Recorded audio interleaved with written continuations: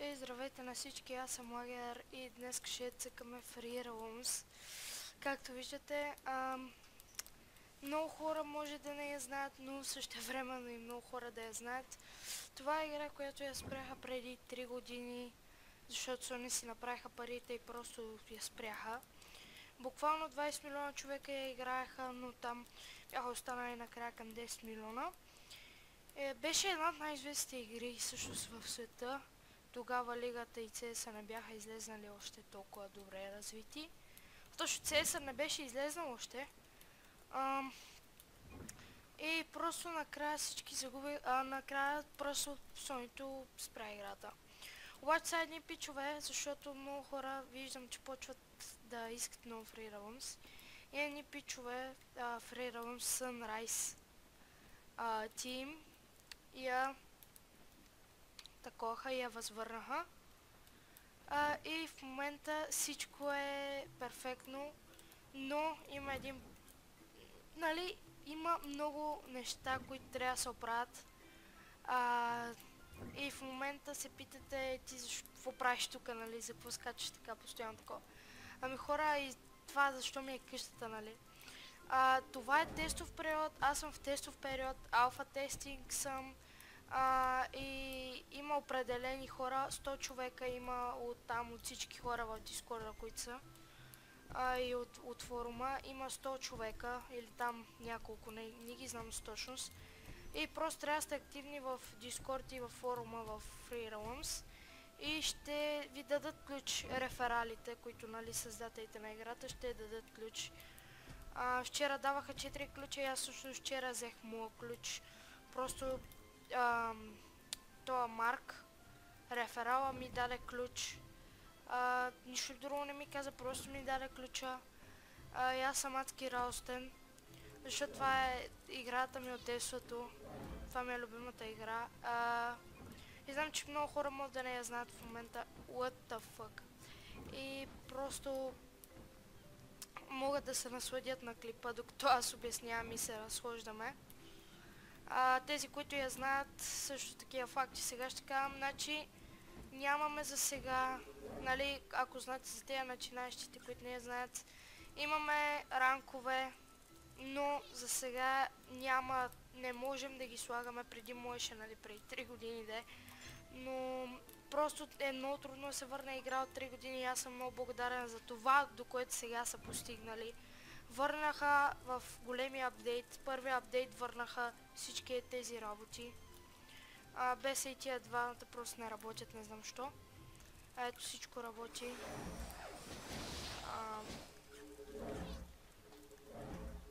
Просто всичко работи. И в този първи апдейт върнаха тези неща. Това всичкото не работи без ето тези. Бумбоксовете, естествено, върнаха ги. И върнаха естествено билдинга, но не е нормален билдинг, ами в смисъл, билда си е такъв, но е с определени айтеми само. Имате 3000 лимит за билдване и билдвате в света, но не в този оригиналния свят, а в копие на света. Ето, сега ще ви го покажа.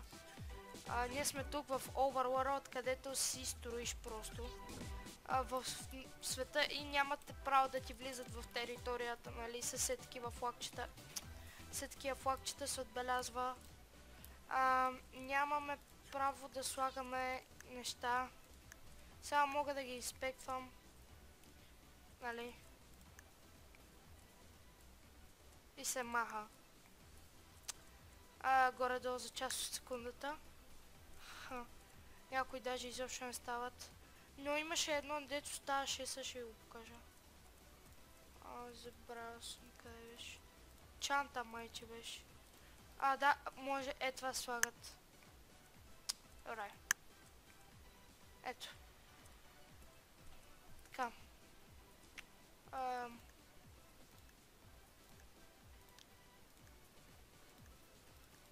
Имаше нещо като чанта, забравих къде обаче. Добре. Нямаме право на това, защото, както казах, е доста трудно да се върне файловете на играта. В смисъл, в момента гледаме как слагат NPC-та за квестовете, нали, за да изпълняваш, да си дигаш ранковете, да имаш яки армори. Всичко виждаме как слагат тестови NPC-то, но ги махат. Това сега продължавам да си правя, значи за сега в предметите на строенето имаме басейн. Басейн, чайте, аз какво правя тук? Басейн, тези блокове, това, това са джампадовете, просто аз не знам, защо така са направени. С някакви столове е това, което е като някаква пажина. Това. Това. Леглата е с така. И е това якото, което ще го слагам в къщата си, много ма кефи. Вижте просто. Така. И жълти блокове. Това е всичко, което за сега са ни преоставили от играта и на това съм им много благодарен. Значи, просто какво да кажа, повече неща има да се правят, но ще пускат все повече и повече апдейти. Така. Сега ще сложа тук всичко също работи без тези двата, както казах. Сложа байсикъла. И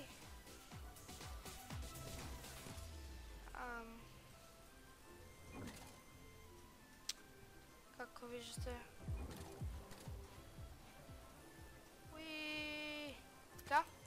И за сега отиваме да разглеждаме, да се махнем от тук всъщност, от билдинга. И ето ни в не билд world, където няма нищо от строенето ми, защото това, нали, просто добре са го измислили и ме кефи много. И така, сега ще разгледаме мапа. Всичко работи без някои музики в някой мап. Sanctuary-то също отивам. Не, първо ще отивам в Cobblestone Village.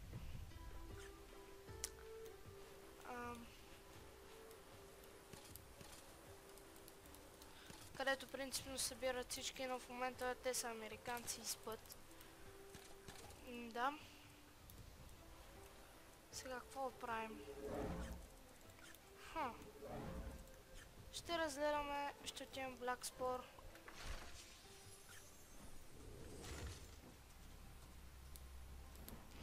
Просто самотно е горе-долу, защото няма на пътцата.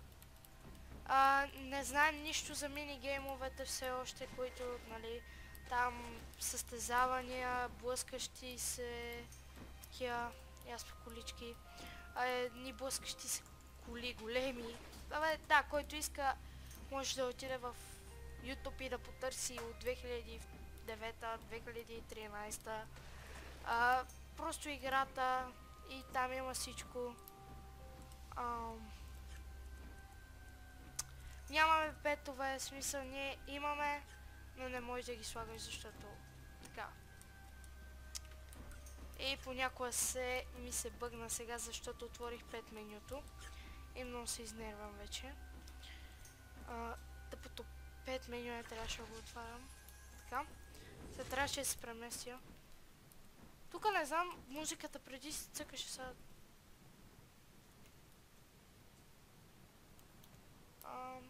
Добре. Ще отида в примерно Lakeshore, където музиката ми е любимата. От всякъде. От всички, нали, мапове.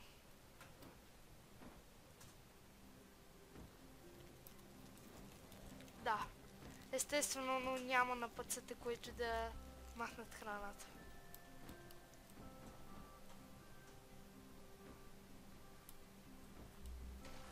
Просто всички сме принудени да бъдем с един скин, но в различни цветове. Само всички се виждаме в синьо. В смисъл собствения си герой, но себе си виждаме в други цветове. Как да го обясня аз? Не знам. И просто това е защото причината е, че героят ни е един и същи човек.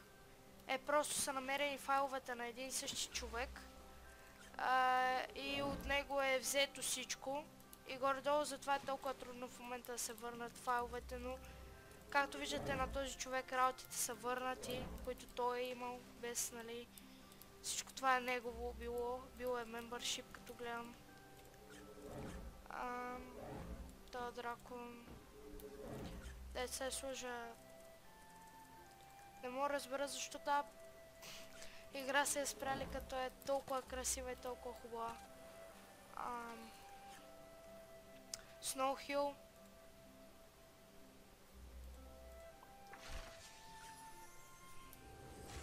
В който няма музика, просто съжалявам. Просто така. И сега ще ви покажа на едни известни ютубъри, играят известни ютубъри, също така имат ключове и те. И сега ще ви покажа техните къщи. Вижте, просто графиката е удивителна.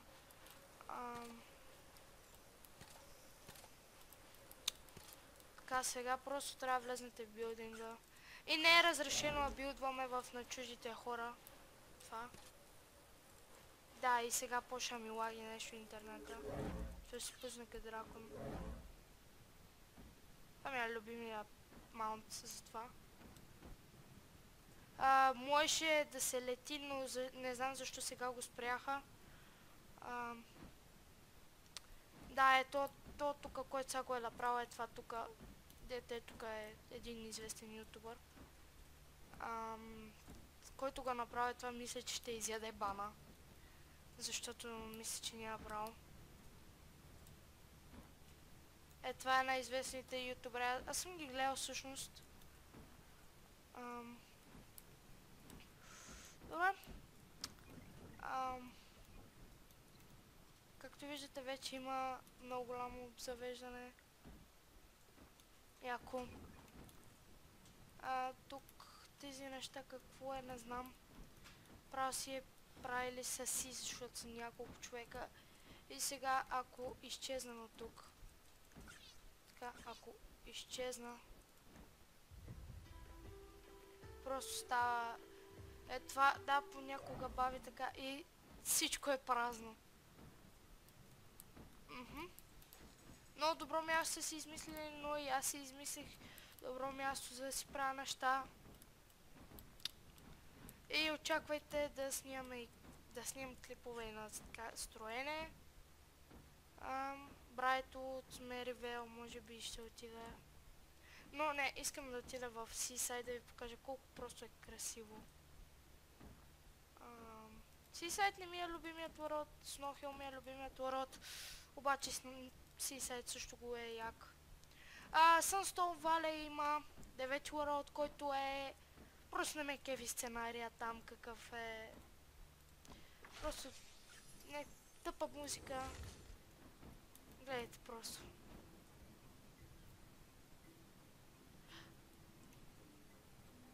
Просто... Ворода е.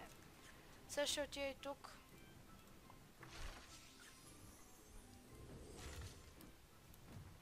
Да, вече в Меривейл работи, казват, че работеше на някои места само. Сега работи музиката. Вижте просто.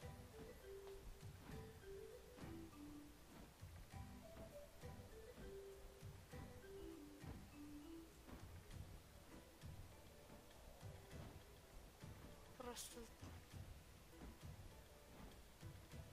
Защо се я спрали, аз не знам. Хора, това ще е за този клип. Дано ви е харесал. Ако е така, дайте един палец нагоре и може да напишете в коментарите кой е играл играта и дали иска да я играе.